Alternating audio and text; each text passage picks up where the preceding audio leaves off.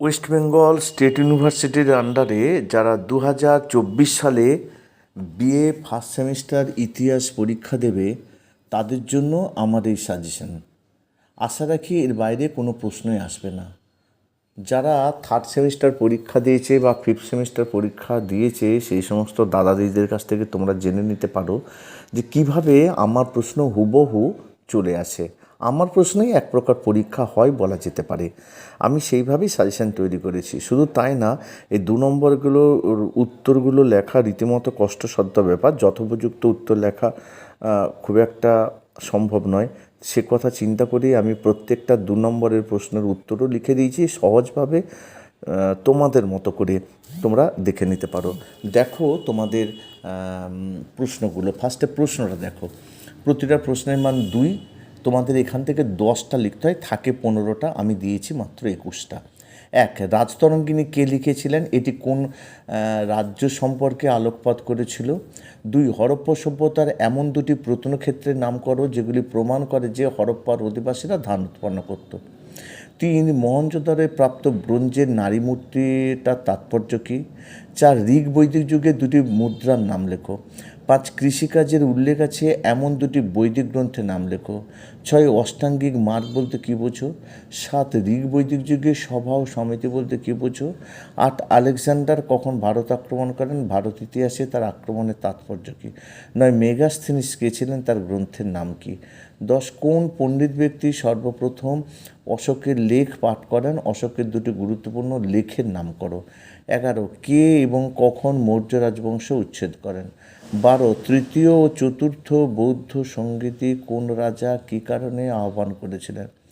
13. জুনাগড় লিপিতে কার কৃতিত্বের কথা বর্ণনা করা হয়েছে? 14. ভারতের 2টি প্রাচীন বন্দরের নাম লেখো। 15. পুরাতন যুগের প্রস্তরচিত্র পাওয়া গেছে এমন 2টি প্রত্নক্ষেত্রের নাম করো। 16. 4টি আর্য সত্য বলতে তুমি কি বোঝো? 17. সভাকবিদের দ্বারা রচিত 2টি এবং যে রাজাদের উদ্দেশ্যে এই প্রশস্ত 2টি রচিত তাদের নাম উল্লেখ করো। 18. প্রাচীন ভারতের 2টি প্রজাতান্ত্রিক রাজ্যের নাম লেখো। 19. বিন্দুসার কে ছিলেন? 20. সাতবাহন বংশের প্রতিষ্ঠাতা কে? 21. কে কোন সময় শকাব্দ প্রচলন করেছিলেন? এবার গ্রুপ বি বিভাগ খ, এখান থেকে তোমাদের 2টো লিখতে হয়। দেখো প্রশ্নগুলো। 1. হরপ্পা অধিবাসীদের ধর্মীয় জীবন সম্বন্ধে একটি সংক্ষিপ্ত টিকা লেখো। 2. ঋগ্বেদিক যুগে নারীদের অবস্থা কেমন ছিল? 3. কলিঙ্গ যুদ্ধের ঐতিহাসিক তাৎপর্য লেখো। 4. মৌর্য গুপ্তচর ব্যবস্থা সম্বন্ধে একটি সংক্ষিপ্ত টিকা লেখো। 5. আদি কুষাণ শাসকদের সম্পর্কে একটি সংক্ষিপ্ত টিকা লেখো। 6. চন্দ্রগুপ্ত মৌর্য কে ছিলেন? 7. ষোড়শ মহাজন পদ সম্পর্কে একটি সংক্ষিপ্ত টিকা লেখো। 8. হরপ্পা সভ্যতার বিস্তৃতি নির্ণয় করো। 9. বৈদিক যুগে বর্ণ ব্যবস্থার উপর একটি সংক্ষিপ্ত টিকা লেখো। 10. অষ্টাঙ্গিক মার্গ বলতে কী বোঝো? 11. সাতবাহনদের উৎপত্তি সম্পর্কে কী জানো? 12. সঙ্গম সাহিত্য সম্বন্ধে কী জানো? এবার প্রতিটা প্রশ্নের মান হচ্ছে 10। দেখো। 1. গ্রুপ সি বিভাগ গ। 1. প্রাচীন ভারতের ইতিহাসে লিপি ও মুদ্রার গুরুত্ব আলোচনা করো। 2. হরপ্পা সভ্যতা কতটা নগরাশ্রয়ী ছিল? 3. আর্যদের আদি বাসস্থান নির্ধারণ সংক্রান্ত সমস্যাটি পর্যালোচনা করো।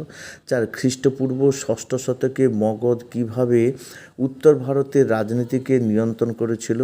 5. গৌতমীপুত্র সাতকর্ণীর কৃতিত্ব আলোচনা করো। 6. আদি বৈদিক যুগের সমাজ জীবন সম্পর্কে বর্ণনা করো। পরবর্তী বৈদিক যুগে তুমি কী ধরনের পরিবর্তন লক্ষ্য করো?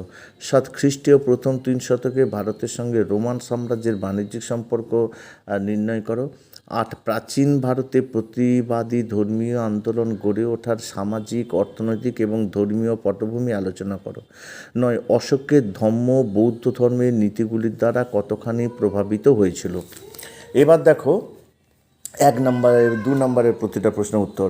রাজতরঙ্গিনী কে লিখেছিলেন? এটি কোন রাজ্য সম্পর্কে আলোকপাত করেছিল? কাশ্মীরের কবি কলহন 1149-50 খ্রিস্টাব্দে রাজতরঙ্গিনী রচনা করেন। এই গ্রন্থের ঐতিহাসিক গুরুত্ব হল গ্রন্থটিতে 7ম থেকে দ্বাদশ শতক পর্যন্ত কাশ্মীরের ধারাবাহিক ইতিহাস লিপিবদ্ধ আছে। হরপ্পা সভ্যতায় এমন 2টি প্রত্নক্ষেত্রের নাম করো যেগুলি প্রমাণ করে যে হরপ্পার অধিবাসীরা ধান উৎপন্ন করত। উত্তর হচ্ছে লোথাল ও রংপুর, এটা গুজরাটে অবস্থিত। 3 মহেঞ্জোদারোয় প্রাপ্ত ব্রোঞ্জের নারী মূর্তির তাৎপর্য কী? মহেঞ্জোদারোয় যে নারী মূর্তিটি পাওয়া গেছে তা ব্রোঞ্জের তৈরি এবং এটি মহেঞ্জোদারোতে প্রায় 2500 খ্রিস্টপূর্বাব্দে তৈরি হয়। 1926 সালে মহেঞ্জোদারোয় এটি আবিষ্কৃত। মূর্তিটির অস্তিত্ব হরপ্পা সভ্যতার উচ্চ শিল্পের উপস্থিতি নির্দেশ করে, যা তাদের শৈল্পিক পরিশীলতাকে প্রতিফলিত করে। মূর্তিটির বাস্তবতা এবং প্রকৃতিবাদের একটি অসাধারণ অনুভূতি দেখায়, যা মেয়েটির শরীরস্থান, অভিব্যক্তি এবং অঙ্গবিন্যাসের সূক্ষ্ম বিবরণ বর্ণনা করে। 4 ঋগ্বৈদিক যুগের 2টি মুদ্রার নাম করো। ঋগ্বৈদিক যুগের 2টি মুদ্রা হলো মনা ও নিষ্ক। 5 কৃষিকাজের উল্লেখ আছে এমন 2টি বৈদিক গ্রন্থের নাম লেখো। ঋগ্বেদ এবং অথর্ববেদ কৃষিকাজের উল্লেখ আছে। 6 অষ্টাঙ্গিক মার্গ বলতে কী বোঝো? গৌতম বুদ্ধ দুঃখের নিবৃত্তি ও মধ্যম পন্থা অনুশীলনের জন্য 8টি নীতি বা আদর্শ পালনের কথা বলেছেন।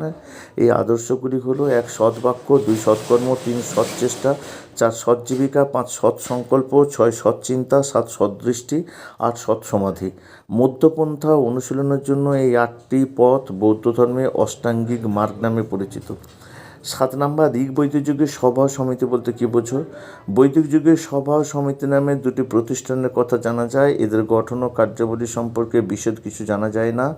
ইতিহাসবিদরা অনুমান করেন যে সভা সমিতি রাজাকে শাসন পরিচালনার কাজে পরামর্শ দিত এবং রাজার সীমাহীন ক্ষমতাকে নিয়ন্ত্রণ করত। সম্ভবত সমাজের বয়োজ্যেষ্ঠদের নিয়ে সভা এবং সর্বসাধারণকে নিয়ে সমিতি গঠিত হতো। 8 নাম্বার আলেকজান্ডার কখন ভারত আক্রমণ করেন? ভারত ইতিহাসে তার আক্রমণের তাৎপর্য কী? গ্রিক বীর আলেকজান্ডার 327 খ্রিস্টপূর্বে ভারত আক্রমণ করেন। আলেকজান্ডারের ভারত আক্রমণের ফলে এক গ্রিক রোমান সভ্যতা ও সংস্কৃতির সঙ্গে ভারতীয় সভ্যতা ও সংস্কৃতির সম্পর্ক স্থাপিত হয়েছিল। 2 ভারতীয় শিল্পকলায় এই সম্পর্কের প্রভাব পড়েছিল। মেগাস্থেনিস কে ছিলেন, তার গ্রন্থের নাম কী?